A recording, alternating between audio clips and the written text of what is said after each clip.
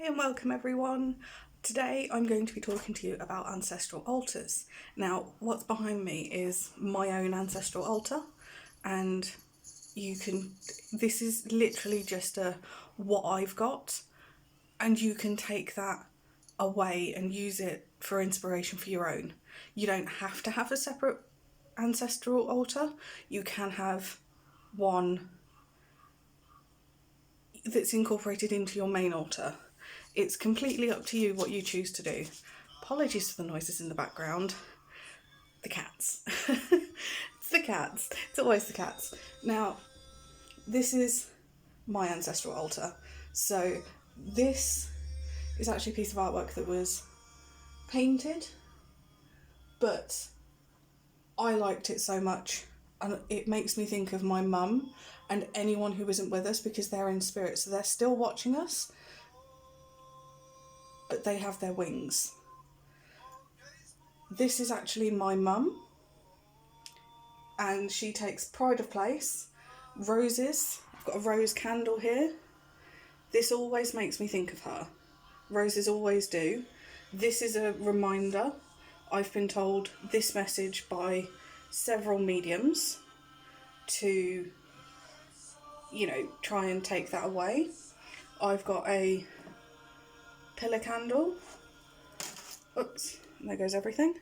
So it does actually say special mum on there, with all that I am or hope to be I owe to my angel mother, which is true, I do.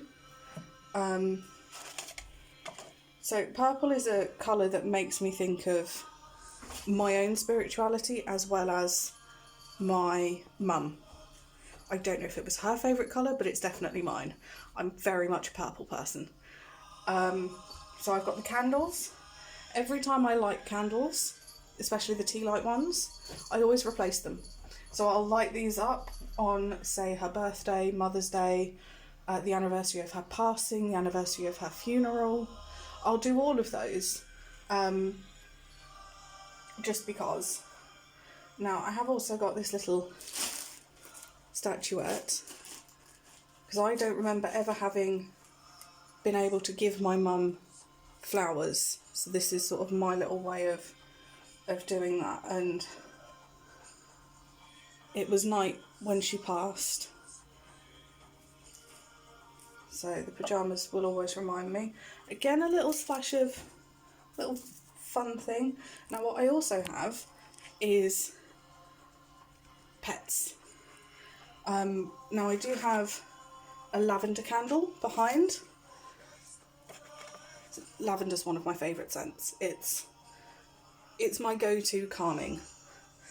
Now I've got a card here that I got from my vets in particular, when I had to have a kitten of mine. I had to send a kitten on his rainbow journey, and this was his collar, and this is actually his ashes, the ashes, and there's a with sympathy card as well. But this is my ancestral space. So if I want to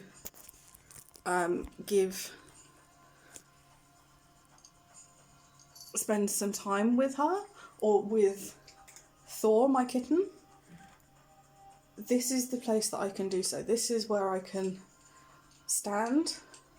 I mean, I can see this, and this is in my living room, so I wanted her to be a part of my life, and putting this in my living room was how I did it. So this is just what I've done. This doesn't have to be what you do.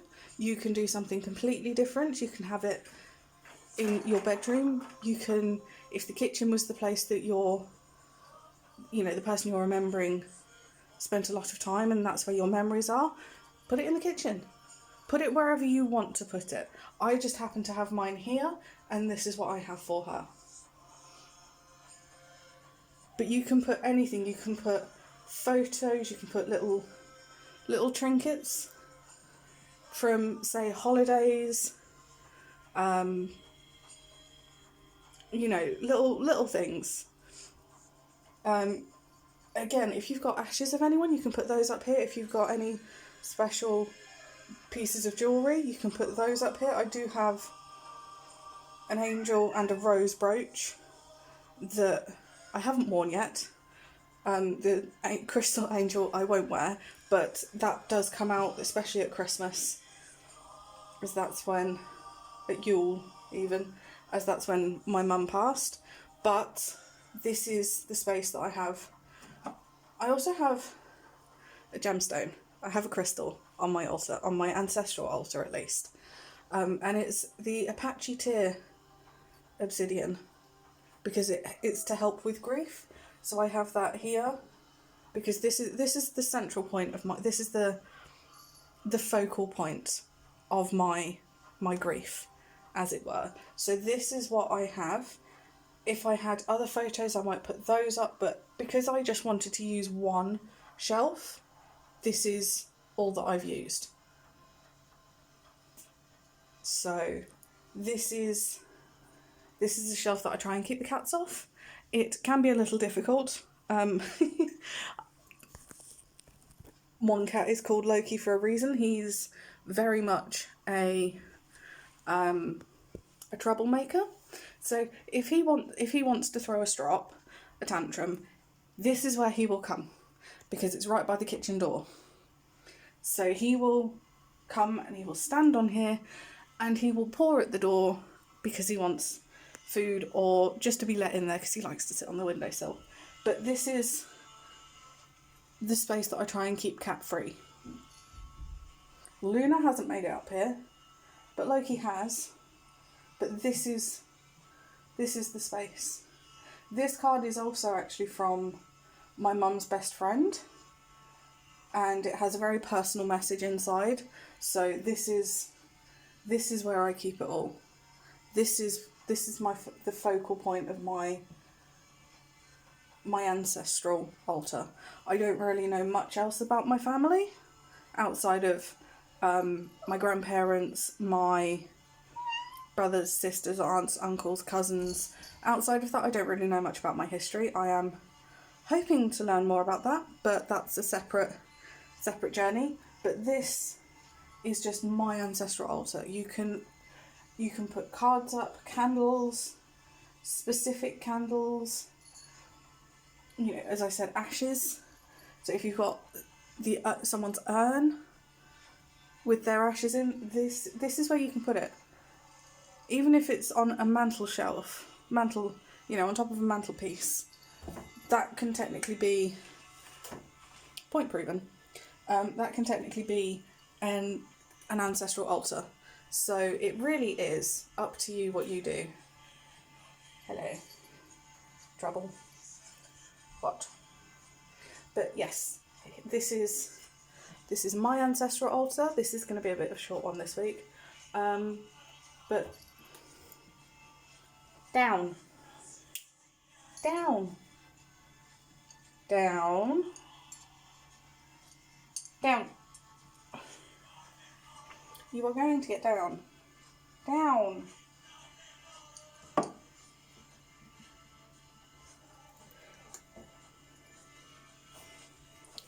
He likes to think he's in charge.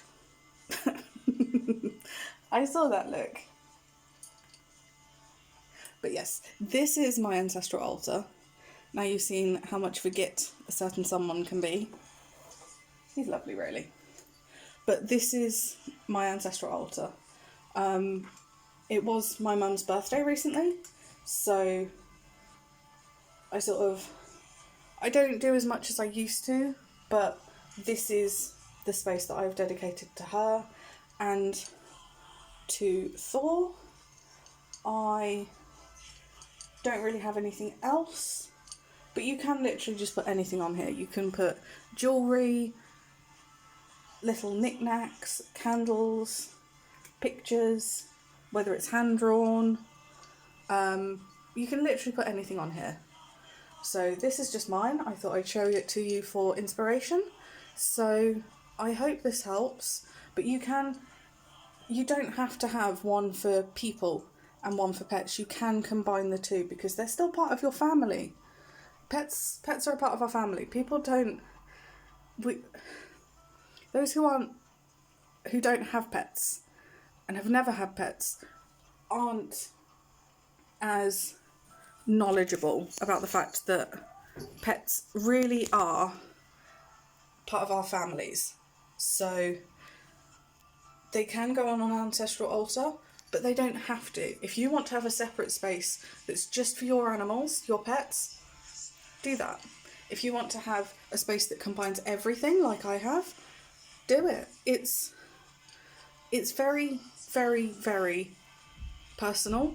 It's up to you what you want to do. It's up to you what colours, what flowers. I don't have flowers because my cats try to eat. They like to eat them, so... But this is the space that I have for them. For my mum and Thor. I hope you have enjoyed this.